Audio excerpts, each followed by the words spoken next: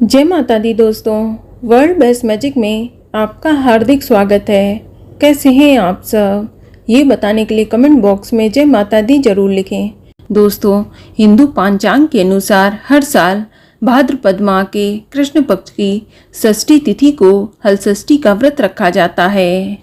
इस दिन संतान की दीर्घायु के लिए महिलाएं व्रत रखकर षष्ठी माता की पूजा अर्चना करती हैं।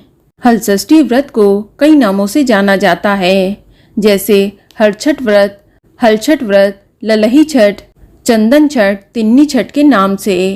तो आज हम आपको इस वीडियो में यही बताने जा रहे हैं कि हल षष्ठी यानी हलछठ व्रत की पूजा विधि क्या है, इसमें कौन कौन सी पूजन सामग्री लगेगी, इस व्रत के क्या नियम हैं और इस व्रत में आपको क्या खाना चाहिए और क्या नहीं खाना चाहिए।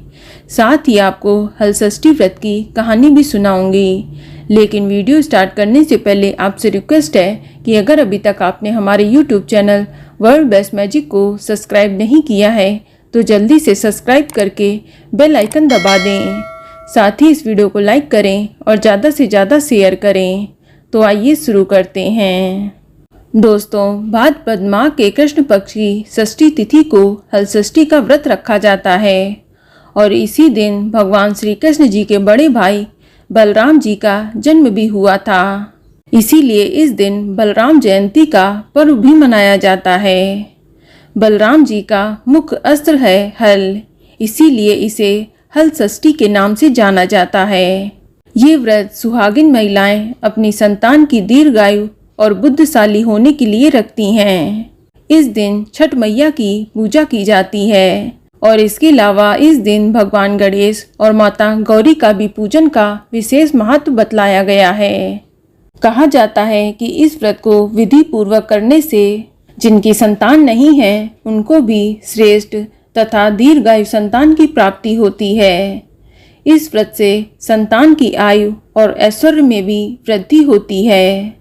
दोस्तों, इस व्रत का पालन करने वाली महिलाएं इस दिन हल से जुती हुई या बोई हुई सामग्री जैसे अनाज, फल और सब्जी का सेवन नहीं करती हैं और इसके अलावा इस व्रत को रखने वाली महिलाएं गाय का दूध, दही व घी भी नहीं खाती हैं। इस व्रत को रखने वाली महिलाएं केवल तालाब पर लगे हुए खाद्य पदार्थ ही खाती हैं।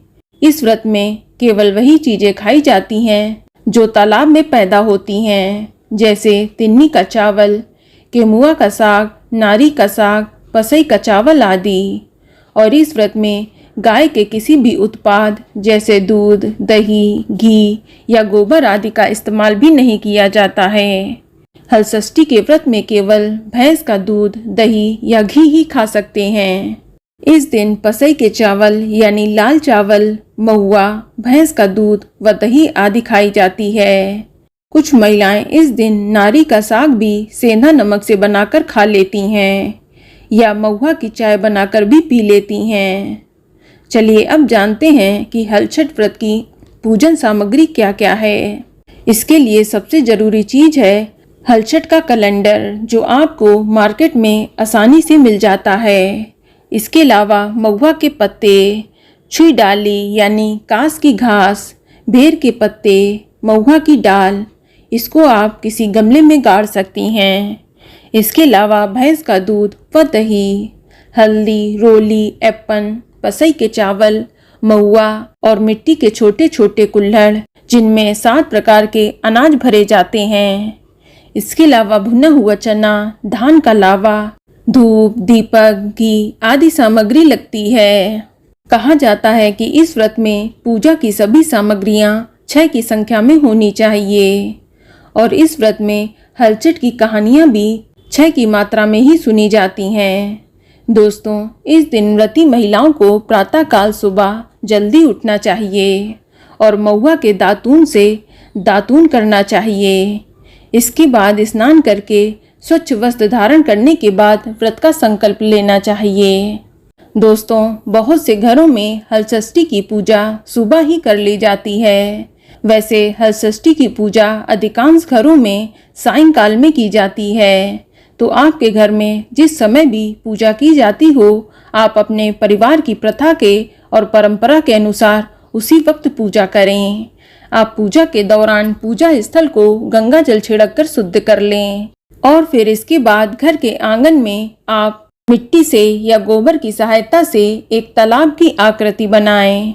फिर उसमें झरबेरी, पलास की टहनी व कांस की डाल को बांधकर गाड़ा जाता है, या कहीं कहीं पर दीवार पर गोबर से हलचट माता की आकृति बनाई जाती है, या कुछ महिलाएं मार्केट से हलषष्ठी व्रत का कैलेंडर लाकर उसे दीवार पर चिपकाकर उसकी पूजा भी कर लेती हैं। और जो झरबेरी, पलास की टहनी है, या कांस की या बेर की पत्ते की डाल है, या महुआ की डाल है, उसे वह किसी गमले में गाड़कर पूजा कर लेती हैं।